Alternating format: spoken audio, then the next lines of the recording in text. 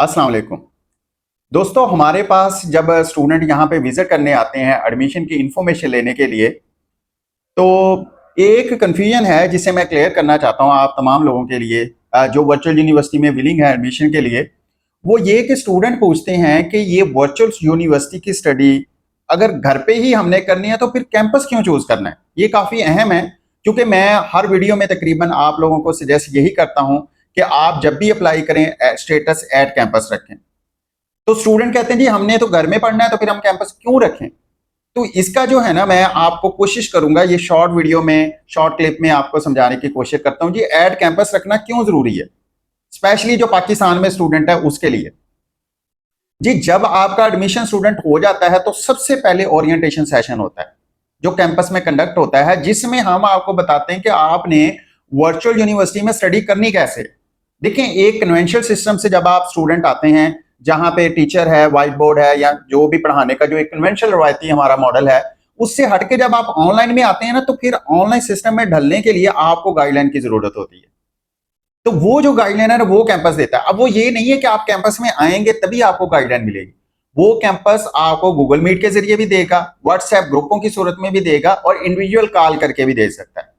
वो डिपेंड करता है कि कैंपस आपको किस तरह से गाइड कर रहा है। बहरहाल हमारी पॉलिसी तो है कि हम फिजिकली भी गाइडलाइन दे रहे होते हैं और ऑनलाइन भी, पैरेलल दोनों चीजें चल रही हैं। अब जिस तरह के ओरिएंटेशन सेशन है उसमें आपको पूरा समझाया जाता है कि आप जब यूनिवर्सिटी में अब आए हैं, डेली आपकी क्या रूटीन होनी चाहिए। आपने ऑनलाइन वीडियो लेक्चर्स अगर समझ नहीं आए तो फिर आपके पास क्या क्या मेथड है, क्या क्या आपके पास ऑप्शन है कि आप अपने कॉन्सेप्ट को अंडरस्टैंड कर सकें। असाइनमेंट आपकी आएंगी तो असाइनमेंट का किस तरह से आपने सोल्यूशन बनाना है, ऑनलाइन क्विजेज आपने कैसे करने हैं, आपने जीडीबीज को कैसे अटेम्प्ट करना है, आपके कोर्स सिलेक्शन के क्या रूल हैं, आपके स्टडीज के क्या रूल हैं, आपकी स्टडी स्कीम है क्या, आपके प्री रिक्विजिट सब्जेक्ट कौन से हैं, इसके अलावा आपके सेमेस्टर रूल्स क्या हैं, इसके अलावा मिड टर्म की क्या असेसमेंट है, उसकी क्या ग्रेड्स हैं, फाइनल टर्म की क्या सिलेबस है, उसके क्या ग्रेड्स हैं, डेट शीट का ऑप्शन आपके पास कब आएगा और उसको आपने डेट शीट कैसे बनानी है। फिर इससे हटके आपको एग्जाम का डेमो सेशन दिया जाता है कि ये इंटरफेस है, इस पे आपका पेपर होगा। अब देखिए, ये सारी चीजें ऐसी हैं कि जो आपको एक्चुअल जब ये चीजें हो रही होंगी उससे पहले पता होना चाहिए, ताकि आप ऑनलाइन सिस्टम में आप कोई भी चीज अटेम्प्ट करते हुए टेंशन ना हो आपको होगी ये तो मुझे पहले गाइडलाइन मिल चुकी है। अब इन सारी चीजों के लिए जरूरी है कि आप वो वाली गाइडलाइन हासिल करें जो वर्चुअल यूनिवर्सिटी आपको बिल्कुल फ्री ऑफ कॉस्ट दे रही।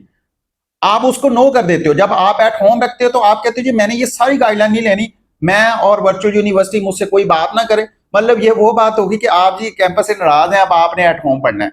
देखिए, एट कैंपस रख के ये कभी भी नहीं है कि आप घर पे नहीं पढ़ सकते। यहाँ फिर इसकी कोई फीस ज्यादा है, यहाँ जी डेली आपकी हमने कोई हाजिरी अटेंडेंस लगानी है और उसके नंबर देने, ऐसा बिल्कुल नहीं है।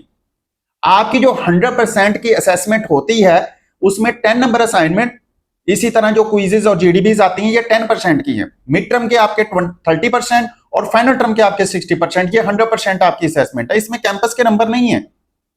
तो इसलिए वर्चुअल यूनिवर्सिटी का जो मोड ऑफ सिस्टम है इसमें कैंपस की काफी अहमियत है। तो इसमें जो कैंपस का रोल है उसकी काफी इंपॉर्टेंस है, तो आप इस इंपॉर्टेंस को इग्नोर बिल्कुल नहीं करेंगे। अप्लाई करते हुए अपना स्टेटस एट कैंपस रखें। कैंपस में अगर आप हमारा कैंपस चूज करना चाहते हैं तो V U satellite on campus Bahawalpur रखें। हमारा कैंपस पूरा वीक ओपन होता है, सुबह 8 से रात 8 बजे तक और संडे को 9 से 5 बजे तक। तो इंशाल्लाह मैक्सिमम टाइम के लिए आपको गाइडलाइन भी मिलती है, व्हाट्सएप पे भी आपको अपडेट रखेंगे।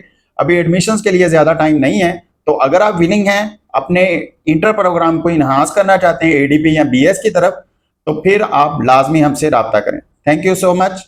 अल्लाह।